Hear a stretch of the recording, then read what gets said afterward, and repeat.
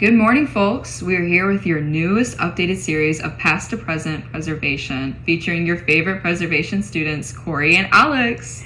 It's so nice to be back after taking a break from our most recent series. I know, right? It's so good to be back in the groove. Well, Corey, what did we talk about last series? Well, our last series was called the Colonial Garden Deep Dive, where we explored how the European settler nomenclature caught fire here in the United States and remains today in unusual plant names.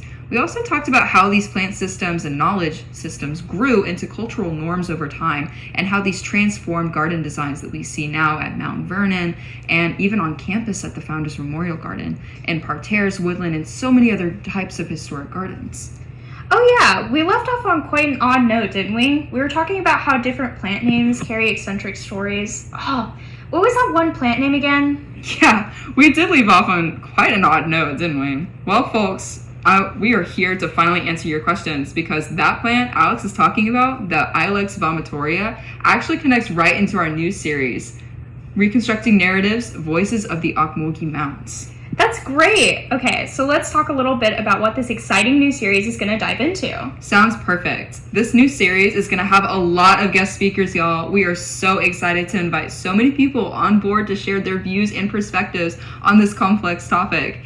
You see, Alex and I recently toured the Ocmulgee Mounds and saw the so-called Ilex vomitoria at the Ocmulgee Mounds National Historic Park. And as soon as we set foot on site, we just got the sense of the extensive history here. Right, Alex? Oh, definitely. But it was still shocking to find that the site carries fully documented history dating all the way back to 12,000 years. How cool is that? I know! It's not often you get the opportunity to do such a deep dive into the landscape, but thanks to the many artifacts on site of pottery, hunting gear, and clothing items, we have access to this treasure trove of knowledge.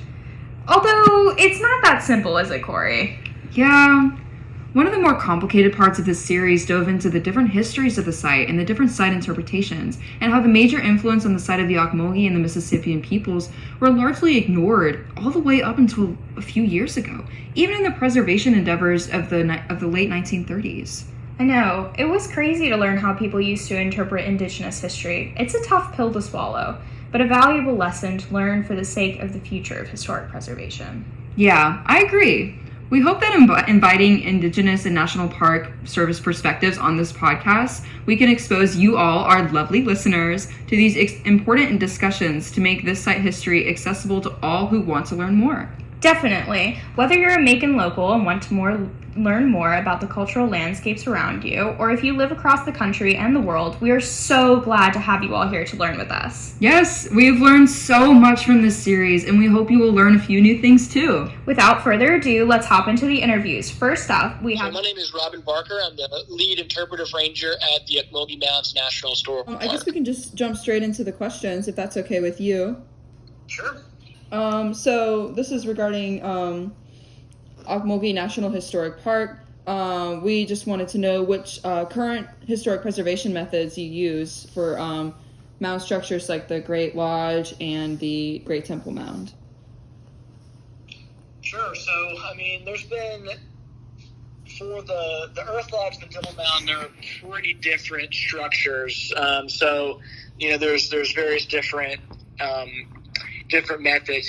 For example, the Great Temple Mound is, primarily an outdoor mound. We don't really do a whole lot of active preservation to it, other than controlling the vegetation that grows on it. So traditionally, it's believed that those mounds would not have been completely covered in grass.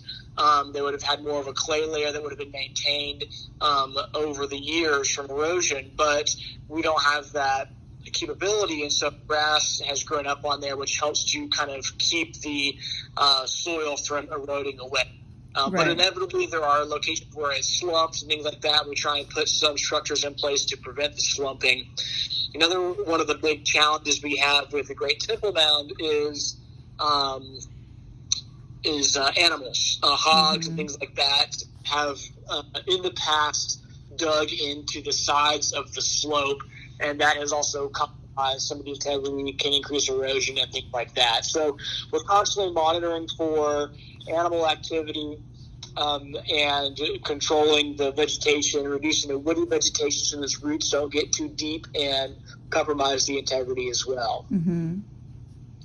Okay, awesome.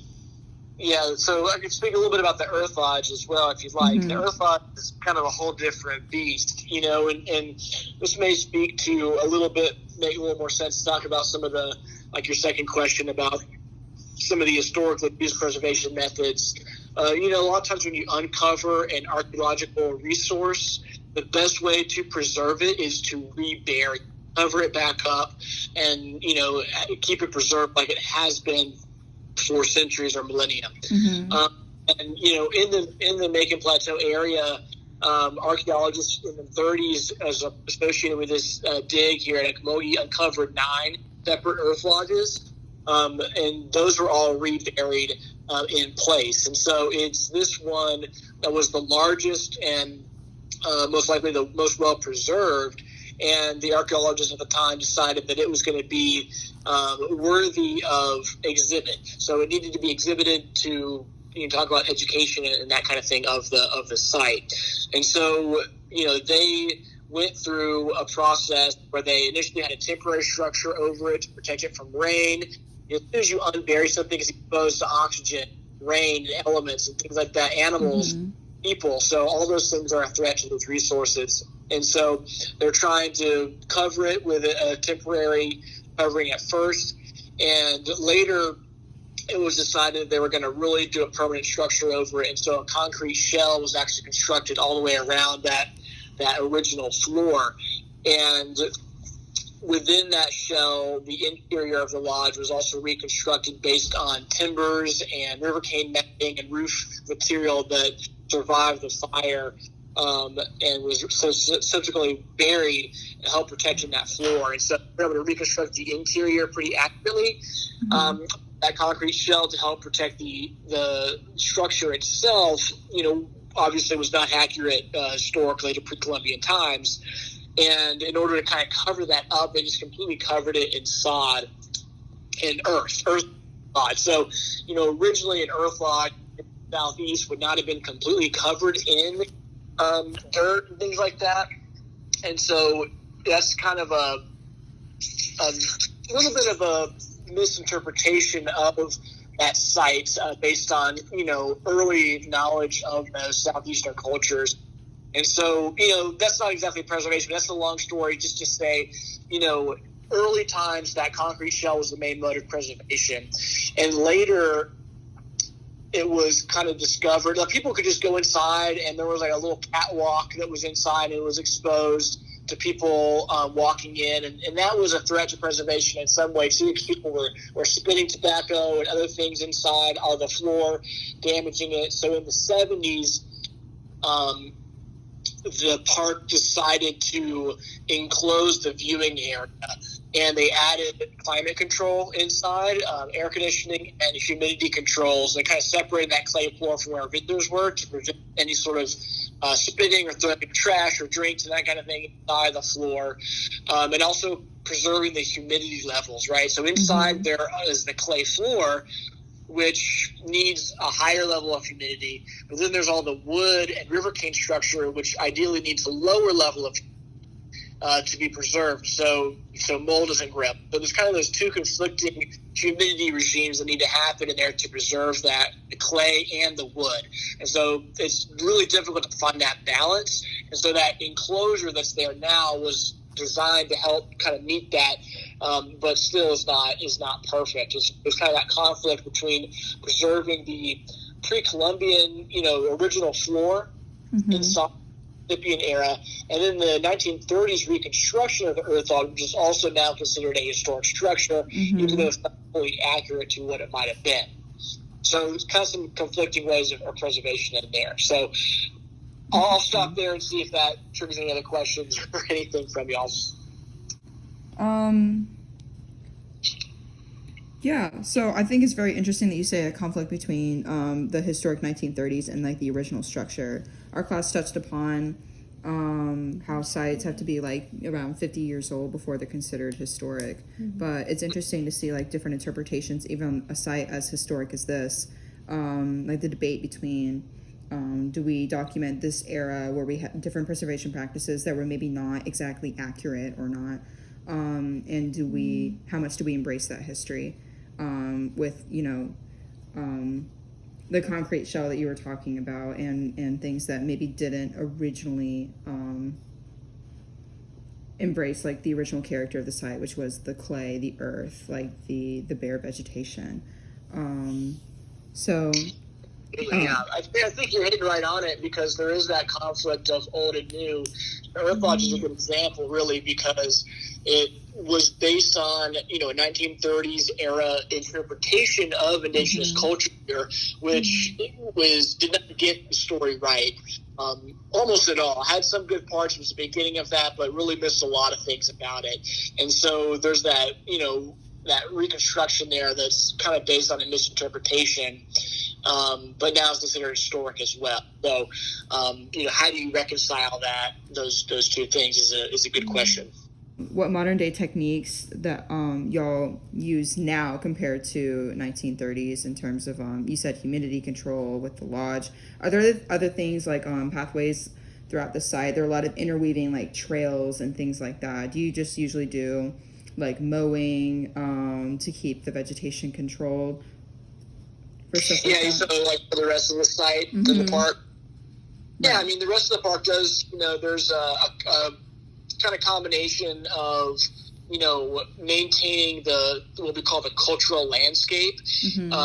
Is can be kind of a tricky thing, because like you said, which time period do you promote? But we're keeping grass mowed in certain areas. Some of that is for the cultural landscape. Some of that is really for visitor use and safety, I'd say, because there's a lot of snakes around and venomous snakes, and so we try to keep the grass back on certain pathways just to keep an open area near the sidewalks and the pathways for visitors. And then trails, we maintain those regularly. Our maintenance crew does a great job of really they go out on the trails every day, sometimes multiple times a day, and check for fallen limbs and things like that. If we have hazard trees, usually we have arborist crews come in to take care of those if there are safety risks and things like that. So the mountain slopes themselves we mow periodically. That's very difficult because of the degree of slope is high to have like a riding mower. It's almost really too steep for a push mower, and so traditionally it was either hand tools or weed whackers that is heavy work.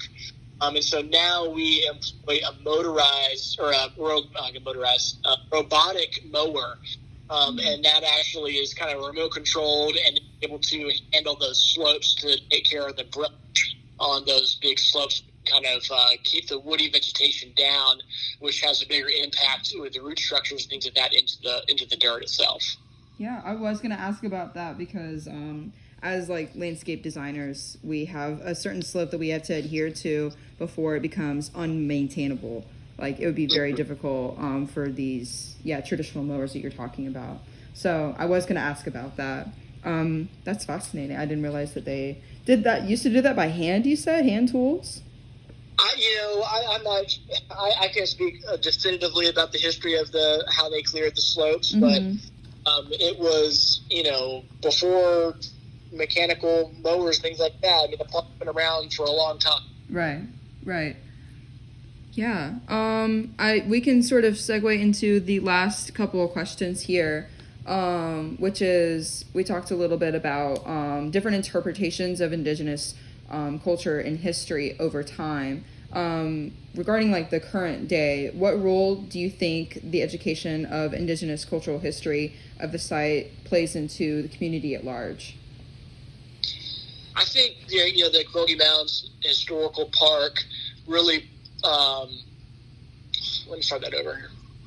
I think the Ocmulgee Mounds really has a huge role to play in the education of the indigenous history of our nation, not just the location where this site was, as significant as it was, but a story of all indigenous cultures across the country and the unfortunate, tragic events that occurred led to their forced removal from this area. Mm-hmm. And so Ocmulgee, has a huge span of history dating back as much as 12,000 years and reaches all the way to the present moment. And so it has a valuable role to play in connecting not only the local community, but people from all over the country and the world who come travel to visit us as a national park site to learn about that.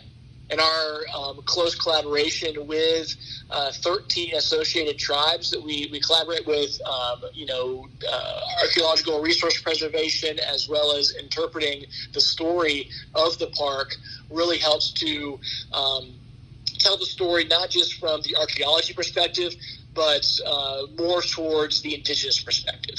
Right. I love that you mentioned that, because this is like a Mississippian site, so this is not just one indigenous tribe. This is a collection of indigenous tribes from that time period. So I really appreciate that. And you said it's like a collaboration, not just with the tribes, but the archaeology team. That's very interesting.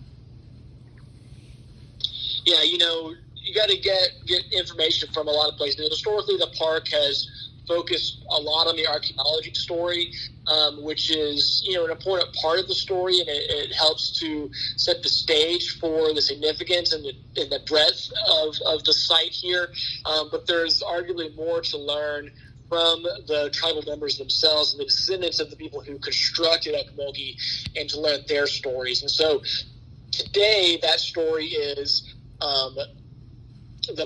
today the park is committed to bringing that story back into the park as much as we can, and having indigenous people tell their own story as opposed to it being interpreted through the lens of things that were dug up in the past. Mm-hmm. Yeah. So I'm just writing down some notes here. Yeah, it's very interesting. Yeah, I saw some signage across the site. Would that be a way that you sort of weave in these different stories, just like with some light reading throughout trails? That would be something that just jumps to my mind. Absolutely, yeah. And so the exhibit panels that are around the park are old exhibits, Mm-hmm. and so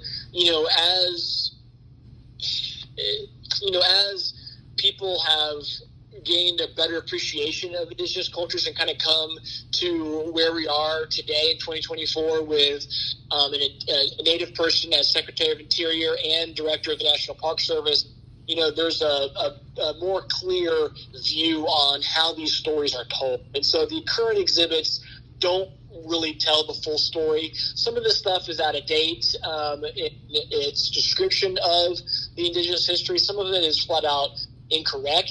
Some of it is it needs to be updated with more detailed research that's occurring now. So that is a big project on the list right now to redesign those exhibits, not only within the park but within the museum, and closely collaborate, more so than was done in the past, with the tribes in order to have their story told from their perspective as a primary directive in the redesign of those exhibits. Yeah, I love that. Sorry, I'm just writing it down. You said like in the museum and also the signage across the site, and then also close collaboration with those same tribes, just to make sure that the information and the experience recorded is more accurate to both perspectives of archaeological and sort of like you said, like this cultural landscape perspective. Like how is this culture or these indigenous cultures use the site over time? Yep, exactly. So, there's a lot of some basic things. It was just like a language issue where you could tell the language is kind of from that colonial perspective.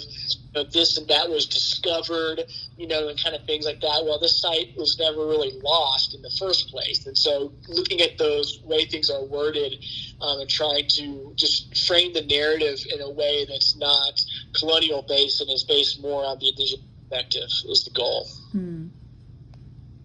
Okay. So we can go into our last question here with how people use the site today. So you talk about trail maintenance. Do you think that the community uses this not just for like educational purposes, but maybe a little bit for recreation as well? Oh, absolutely. Yeah. Ocmulgee Mounds National Historical Park is well suited to visit. Well, let me say it like this: it is its proximity to Macon. I mean, it's within the city limits. Really lends itself to recreation, right? And so a lot of time, people who live in an urban center like Macon may not have easy access to a green space or really a national site like Ocmulgee, and so that's a real advantage to the local community. And there is this green space with 8 miles of hiking trails. Some are paved, some allow biking, some are only. And there's that educational component as well. But yeah, we see a lot of people coming out for daily hikes or walks. Running clubs come out here to do runs. And so, there is that kind of recreational aspect for the community. And that's really taken advantage of by a lot of people who come out here regularly to walk the trails and such. Mm-hmm. Yeah, we talked about in our class how sometimes when you have these house museums, that it's the kind of place that you go once, but it's a singular experience. Like you educate yourself once, and then once you're sort of familiarized with the information there's not really a whole big reason for you to keep going back over and over again. But the advantage that this park has is this outdoor element where people can explore, where people can go running, where people can use this as a public park space. Which really lends itself to the constant use, which helps y'all, but also helps them learn more and more about the site history over time as they familiarize themselves with it. Yeah, I mean, just having access to green space for youth and for anybody really a huge, particularly mental health, where you can go and just be outside, where you enjoy nature. It's always changing too, right? We have 4 different seasons, and so there's always something new to experience when you're walking around at the park. Okay, well, thank you so much. We really appreciate you taking the time once again to answer these questions. And yeah. That was incredible. Yeah, we learned so much about the National Park Service's input on the site from that interview. More than I originally thought. Yeah, I was fascinated to hear Mr. Barker talk about the good and the bad influences of the National State Park, and was shocked when he did that deep dive into the shortcomings of the signage. I was too, especially when he said that things were outright wrong. That was really interesting. But I really feel like his perspective shows initiative for the years to come in terms of how the National Park Service plans to reformat the entire park to better incorporate Indigenous perspectives into the story of the site. Yeah, it was just a shame that it took so long to consider a different perspective. But I agree. It's crucial now that we listen to those with the closest cultural ties to the site, especially when their voices have been ignored for so long. I agree, and especially when the site and culture was never lost either. Speaking of, this perfectly segues into our next interview with our good friend Justice of the Cherokee and Choctaw tribes. I was so excited to have the opportunity to invite him to voice his viewpoints on the treatment and history of this park. I say we go ahead and dive into it, shall we? Yes, I think we should. We might go over time, but I really think it's important to combine these perspectives while they are so fresh on our minds. Of course. Without further ado, here's Justice Britton. All right. My name is Justice Britton. I am a third-year cultural anthropology and integrative conservation student. I am getting my certificate in the Cultural Landscape Certificate, and I guess for the purposes of this interview, it would help to mention that I'm also a mixed Cherokee and Choctaw.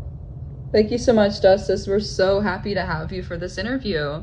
If you don't mind, we are going to jump straight into the questions. All right, sounds good. Okay, awesome. The first one that we have for you today is sort of discussing is the long history that this site has that I sort of dove into in my own research. But the question is, how do the historic preservation practices at Ocmulgee Mounds National Historic Park reflect the values and traditions of the various Mississippian peoples? All right, so again, you might have to help me along here and provide some context because I know Right. that you guys actually did take a visit to the site me personally, it's still on my bucket list. I've never actually been to Ocmulgee Mounds. I've only done the virtual tours. Well, I highly recommend it. Alex and I went on Saturday. Yeah, it was really cool. It was wonderful. Yeah, it's a totally different experience in person, so I highly recommend it. One of the most noteworthy things about this site was that it's one of the few in the southeastern United States that has a documented extensive history of like pottery, spear tip points called Clovis spear tip points, and various other artifacts that date back 12,000 years. So we just kind of wanted to see like how does this like vary with your knowledge of different sites across the Southeast, that like if there are any parks that you have visited that have extensive histories, we would love to hear about those as well. Right. Well, I think that's kind of what I was going to hit on for the purposes of this interview, because, you know, it is a mound site. I have been to plenty of other mound sites. So yeah, as far as like relating that to my experiences elsewhere, I'm thinking of like Cowie Mound in North Carolina, Niquashi, Gadua. Those are all Cherokee mounds. Nakuchi's here in North Georgia, but I haven't been to that one yet. And then, you know, Moundsville back in Alabama. But I think the point that I think you brought up that connects all of these is, that deep time connection between people and place. So, yeah, even if it doesn't have a direct, like, archaeological assemblage that goes back 12,000 years, most all of these sites are situated on the landscape to where you do have even older locations and sites that are in very close proximity, even if they aren't directly dated to being that old. But yeah, the fact that this is so important, because you do have that immediate connection that goes back 12,000 years. Like, the mounds were constructed about 1,000 years ago, but that connection and the influence between people and place on an environmental scale, it goes back, at least 12,000 years. Right. Because so that date is constantly being worked back too. So for Alex and I, this was a completely different experience from what our research kind of delved into throughout this semester of our introductory course to historic preservation, because we were sort of diving into surface level history, as in like just 50 years, just 100 years, or 150 years. Right. But this is like a totally different level and scale of history. And so it's just like, how do we document this level of history? How do we accurately portray and interpret the site according to things when there may or may not be written records going back as far as the other sites that we've studied? So that is just one of the major things that presented both like an opportunity for like research and a little bit of a challenge, because just trying to dive into what people have recorded and what that might entail that might not be accurate to how indigenous people would portray the site and their ties to it was very interesting. Like diving into national park documents was very interesting as well, and that's what most of our research sort of dived into. Very interesting. Okay, so our second question sort of goes into more recent developments, which is, in what ways have indigenous communities been involved in the preservation of Ocmulgee Mounds, and how do you feel that the close collaboration that the National Park Service has had with the 13 different tribes? Alex and I were notified about this during our interview with Park Ranger Mr. Robinson. We just kind of wanted to get your perspective on this, because to us it might seem like a great accomplishment to work so closely with different perspectives, different indigenous peoples, especially with different tribes, but we did want to get a secondary perspective on this. Yeah, I would be curious which individual tribes were collaborated with, if this was all, southeastern tribal entities, or if this, included people, like on the West Coast or in the Northwest, like all over the country. Right. Unfortunately, he did not provide a full list, but if I had to make an assumption, it would probably be the tribes that were originally associated with the site. I'm not sure if that would have involved Cherokee, if that would involve the Creek or the Choctaw, and some other tribes that might have had ties to the site. but just in general, like the practice of working with these different tribes was something that we thought was noteworthy, but we kind of wanted, like I said, a secondary opinion on if that would be one of the good ways to better represent the cultural ties to the landscape that might not be physically documented as much as like written records. Right. I think that's a big point where indigenous communities can really inject our own narrative at these sites. And again, that's a narrative that has been traditionally kind of displaced from these, at least the physical locales themselves, with certain, again, like knowing the history of national parks policies, you know, given that the majority of national parks in this country were predicated upon indigenous removal when they were created.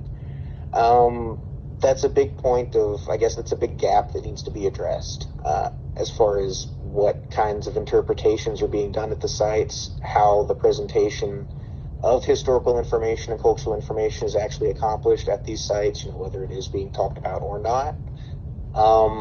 I know that there's a long-standing tradition, at least more recently, with National Park Service collaborations between tribal entities. There's a lot of, at least back home, there's a lot of Creek and Cherokee and Choctaw tribal members working as cultural interpreters or even like forest rangers. So I would be curious to see how that kind of collaboration might develop at the site. Did you guys run into any kind of cultural interpreters on the site aside from the manager, I guess, that you guys talked with? Unfortunately, no. We just had a guided site tour, but there were not indigenous people on the property when we happened to have visited. I know they did speak about how currently at the site, a lot of the like signage and a lot of the different things that are like actually currently on the site are really told like still through like the colonial perspective as of right now.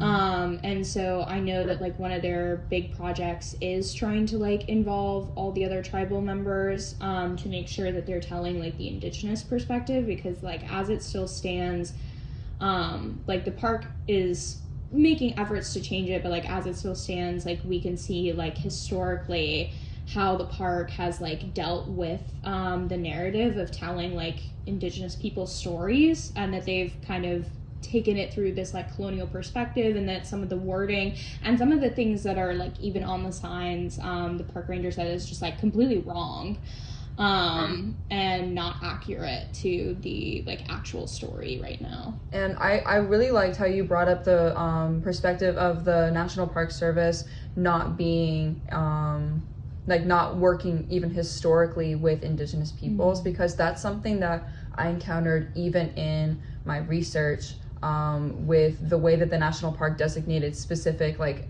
itineraries for what to do at the Ocmulgee Mounds National Historic Site. After it was designated as a national monument, without consulting indigenous peoples that might have had cultural ties to the site, they just sent out this itinerary of provide these hardscape roads leading through the site for circulation, preserve and protect these mound structures. But they did so with like through the lens of this like 1930s archaeologist, specifically like one that was hired from the Smithsonian Institute named Dr. Arthur R. Kelly, and not at all by inviting indigenous voices and amplifying their ties and like their stories connection to the site. So I really like how you brought that up. I think that's a very important thing that needs to be more public. We can start now. So sorry, let me ask this question again. So we noticed from the park ranger's interview, our previous interview, that this site gets a lot of recreational use, from like dogs walking to trail running clubs, all sorts of different recreational uses. We kind of wanted a different perspective on whether or not this is respectful to the original use of the site. Right. I feel like this is a powerful question in particular. I've had conversations very similar to this with my uncle a lot, actually. And again, growing up in the Southeast, you see practices that kind of get normalized around historic sites, particularly historic sites associated with indigenous peoples, that maybe shouldn't be normalized. There were plenty of stories. This is when my uncle was college age in the state, and this is still going on apparently today, from what I've heard, with people that still go to the University of Alabama, but people still actively drive over the mounds at Mountville. Ooh. Okay. Like in all-terrain vehicles, like or pickups.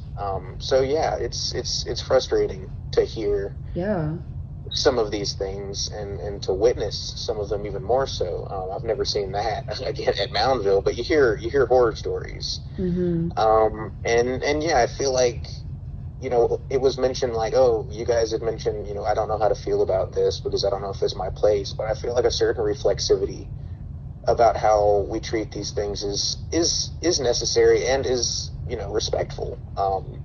It's like how would you feel if similar things were being done at family cemeteries or over grave sites of your relatives? It's like I feel like there is a certain amount of reflexivity given that this site is contains a burial mound. Right, exactly. So there is a certain there's a certain reverence that I feel like should come with these places because ancestors are buried here. But then as far as the actual practices and activities permitted at the sites, these are representations of people and place, the interactions between people and place. There would have been dogs at these sites. Some dogs are present in a lot of burial mounds in the Southeast because they would have been venerated, as well as people. So as far as dogs and as far as hiking trails, it's like, especially for a national park area, I feel like hiking trails can provide a platform to give a little bit more of a connection between people and place because you're experiencing the landscape. But recreational activities are purely recreational activities. It's like you kind of have to ask yourself, why are people visiting the sites? Are they visiting the sites for running events, for trail running events, or to ride horses or mountain bikes? It's like I don't feel like those kinds of activities are appropriate at a site with that much history and that much legacy and that much intent that went into the building of that site. So I do feel like there's a certain level of disrespect that happens. I mean, it's similar questions like when I'm paddling above a known, submerged site that I have relatives that I know are buried there. It's like, well, there's a difference in respect given between me and my uncle paddling out to this site and being very quiet, as opposed to, the guys unloading jet skis and hooping and hollering and stuff and scaring all the eagles away. There is a difference. And I feel like that's important to recognize in how policies are implemented at sites like this. And documented as well. Yeah, exactly. Well, because that's the thing, too, that's interesting is I kind of go back to, like, I know cemeteries have been used, like, historically as, like, kind of recreational areas. Like, I know that my German grandmother, at least, like, back when she was younger, like, visiting, like, grave sites and going to cemeteries was, like, a very normal practice. It was like much quieter activities as far as it was not anything as disturbing as a lot of things that unfortunately happen today.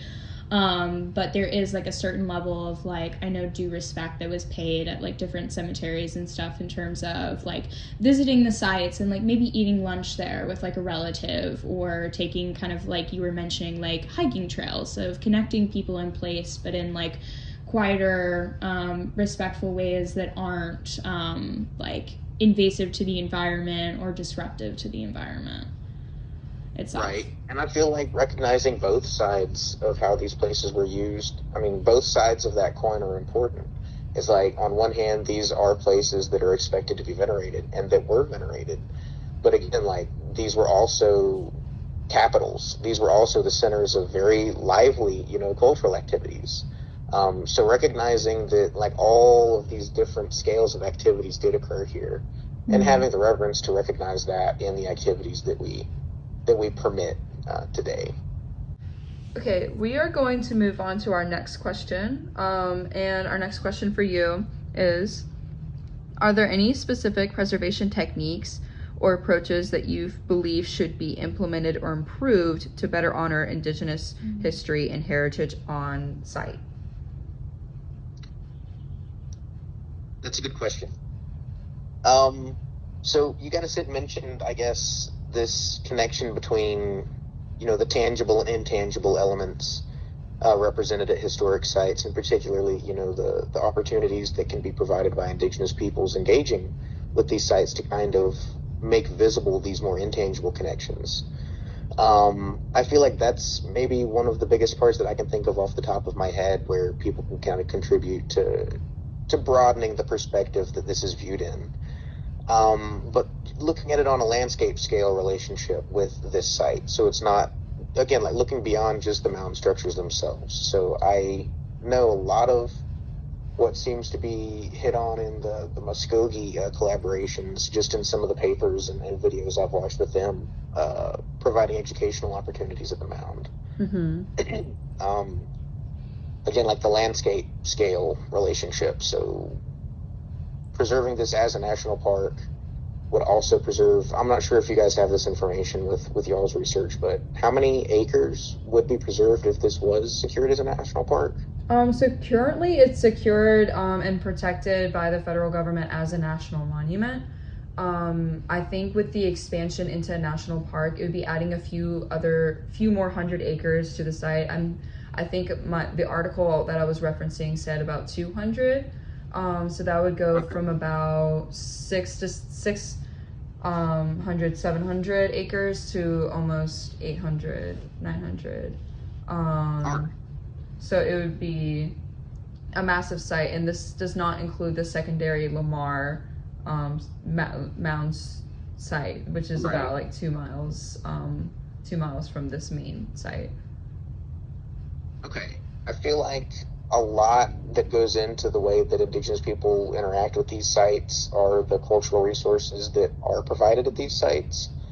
So again, like if you're broadening the scale that we're interpreting them at and incorporating more of the surrounding landscape, then I feel like that gives a greater appreciation to the site itself. And I don't know, bear with me here. But it's kind of like, you go somewhere like the Grand Canyon, and it's this very visible manifestation of millions of years of erosion activity and geological processes and ecological processes. It took millions of years for the Grand Canyon to become the Grand Canyon, and it took all of these environmental interactions to come to that.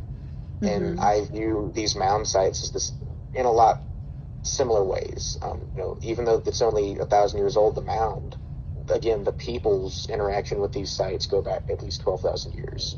So it took tens of thousands of years to interact with these landscapes and to produce what they are today. And I feel like by incorporating more territory and more traditional, again, cultural traditions that did historically maintain these sites, again, it's bringing people to a better understanding of what these sites would have meant to people historically and what they continue to mean to tribal peoples today. Yeah, so context is absolutely important. Yeah. So one of the supplementary questions I wanted to ask about this question in particular was there seemed to be some sort of middle ground that the national park or the park ranger that we spoke to had between two things. One, what the site originally looked like with the exposed clay and maybe a few trees and saplings being on these earth mounds, and having turf over them now, like grass over them, to help prevent erosion of that clay over time. So there's this sort of, what's it called, compromise. And then there's also their perspective of how do we honor the now historic landscape that is what the CCC and other groups did during the Great Depression era, because that is now considered historic, versus the original site, which has this much more extensive history, over 10,000, 12,000 years old. How do we acknowledge this more recent history that was maybe bittersweet in terms of the conclusions that were drawn about site interpretation, while still incorporating it into this narrative of this is the history of historic preservation. We are trying to be better now, and this is what we're doing now. That was a big part of our last interview. Like the entire narrative of almost like the National Park Service and their interactions with Indigenous peoples, and how do they sort of learn from the mistakes that they've made in the past. So the two things that I kind of wanted to cover in this question would be, how do you feel about the grass covering, like these mitigative like strategies for things like erosion? And then how do you feel about this old versus new concept of like old history versus and like continuous history as well, with the continuous occupation of the Ocmulgee Mounds site, and then the more what we would consider more recent or like quote unquote newer history with the Great Depression, like the civilian Corps' influence on the site. Yeah, no, that's I'll if it's okay, could I start with the second part of that question? Yeah, first? absolutely. Because I feel like that is important to comment on, and it goes kind of hand in hand with some of these other conversations I've had as far as, you know, there's kind of a hot button topic or theme of decolonial studies or decolonization. And that's kind of become a popular thing in a lot of disciplines.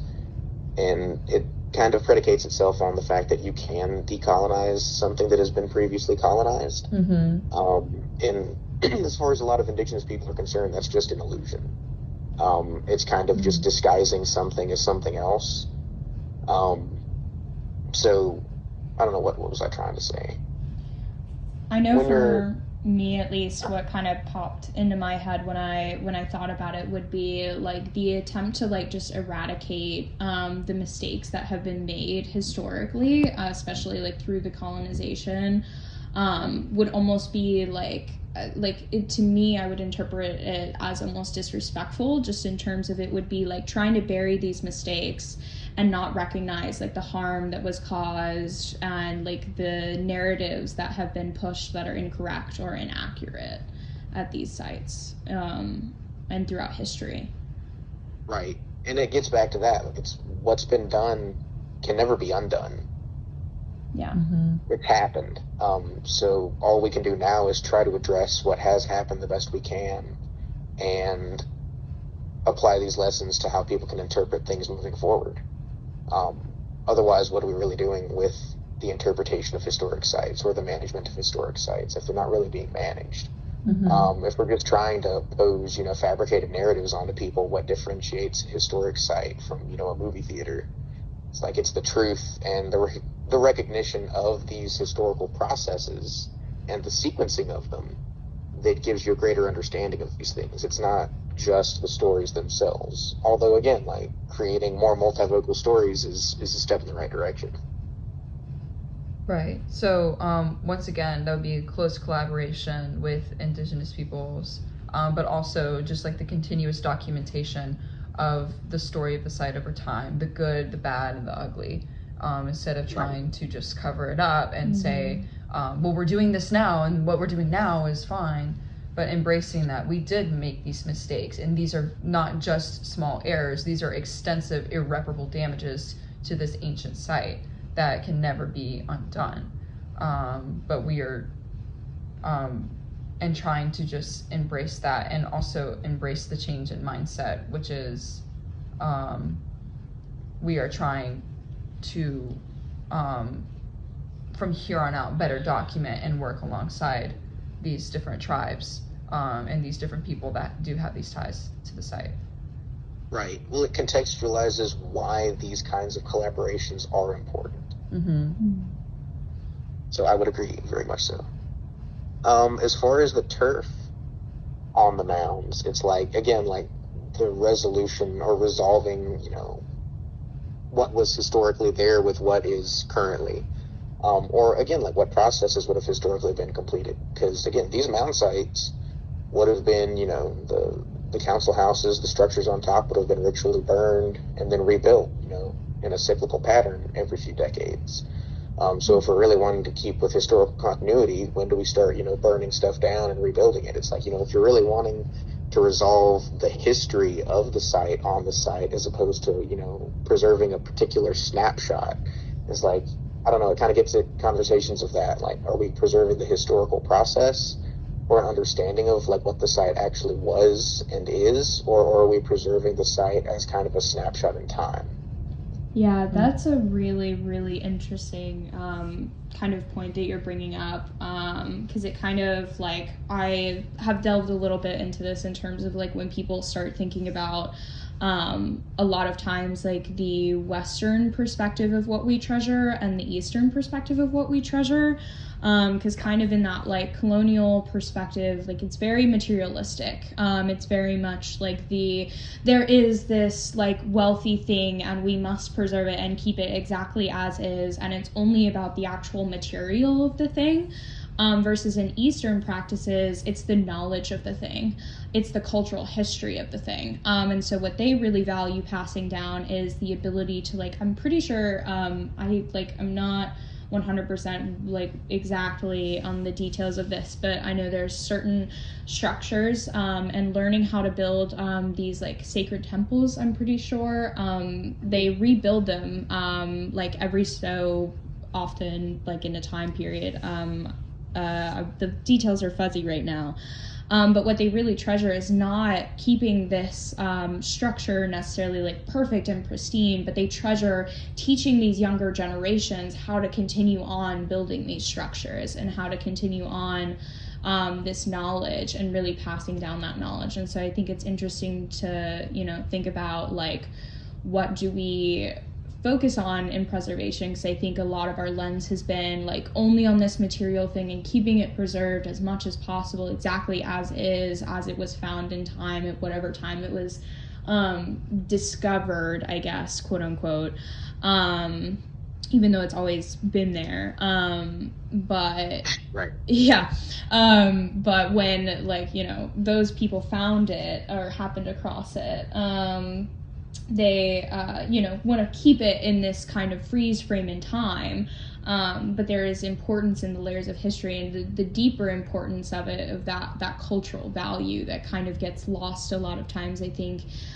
in historic preservation, because we're so terrified of like the material thing not being there and then it somehow losing its cultural value just because the material thing is different, when we think about like integrity and stuff like that. Mm-hmm.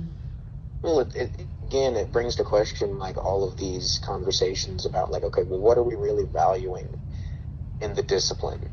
Again, for me, it's like it goes back to what's more valuable, the fish or teaching someone how to fish.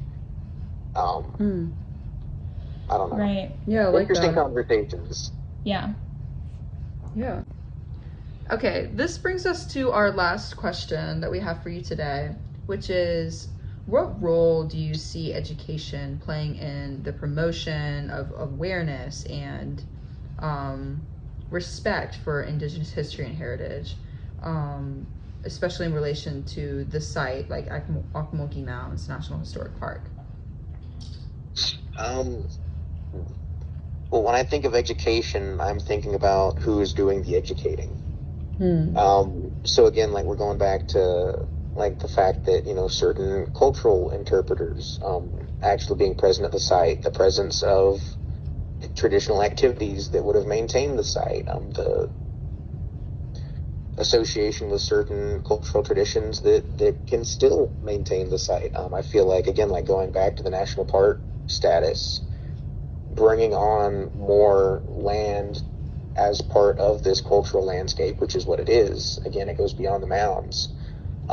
It provides educational opportunities that go, again, it also goes beyond the mounds. It goes beyond the classroom. So you're not just incorporating more indigenous oral traditions to, again, provide more of like a multivocal interpretation of these historical stories and narratives that we have at the site, but you're also kind of broadening that perspective of history to include, environmental practices, land management practices, and kind of weaving the living culture with the past environment. So it's like, even though communities have been separated from this landscape for a couple hundred years, those same cultural practices that were being used to manage that landscape then are being used to renew that landscape now. Mm-hmm. So I feel like these educational opportunities would provide a lot of points of interacting with the public on the landscape and at the landscape level. Right, and perhaps like inspire a higher level of respect of how people treat the site as well. Instead of hosting like running clubs here, maybe taking like education to the forefront with these guided tours, with better site documentation, with the with signage, and like you said, making sure that these perspectives are indigenous perspectives and not just another like worker at the park giving this knowledge, sharing this knowledge. It is Right. important who is sharing this, who is educating us, who is sharing their history right now. Very much so. And I mean, some of the stuff that I've seen in other parts of the country, as far as some of the tribal collaborations with national parks areas, would be like the Yurok tribe in California just had a major portion of, I believe, the Redwoods forest. I know it was like the Save the Redwoods League, and the National Forest Service transferred land to be like co-managed essentially by the Yurok tribe in California and the National Park Service. Yeah. And like you're achieving these like co-management positions through like memorandums of understanding between the federal government and the individual tribal entities. So by providing these like government to government opportunities to relate on at least like this landscape level, again, like it promotes more opportunities for the tribe to inform the history of these sites too. Right, And absolutely. I feel like, oh, sorry, go ahead. No, you're fine. I was just gonna say, I hope that we can see something similar at the Ocmulgee Mounds historic site. It'd be so exciting to see this close collaboration of, like you said, government to government. Ideally. And I mean, again, it's going about increasing the perspective or broadening the perspective that people are viewing these places at. So it's like going beyond just, oh, well, this is a great example of, a Mississippian era mound architecture and the mound and plaza architecture. And then it's like, well, what happens when we go beyond the paradigm of, okay, I'm preserving this mound site to I'm preserving this landscape that also includes a mound site? And I feel like that's where the incorporation of tribal identities and tribal perspectives can really go a long way. Because again, like, it's more about, what types of fishing practices historically maintain the river's biodiversity, what types of hunting practices maintain, the biodiversity of animals in the surrounding landscape. Like, why did people hold this landscape in such high regard? It goes beyond just looking at the mound structure itself, but like why people value this place, period. Yeah. Okay, that concludes all the questions that we have for you today. Thank you so much for taking the time out of your schedule to speak with us. We really appreciate your perspective. We really appreciate your perspective on this. Oh, I'm so sorry. No, you go ahead. No, I appreciate the opportunity. I know that this is going to turn out to be an awesome product, and I'm looking forward to seeing where y'all go from here. But I'm excited, and thank you both.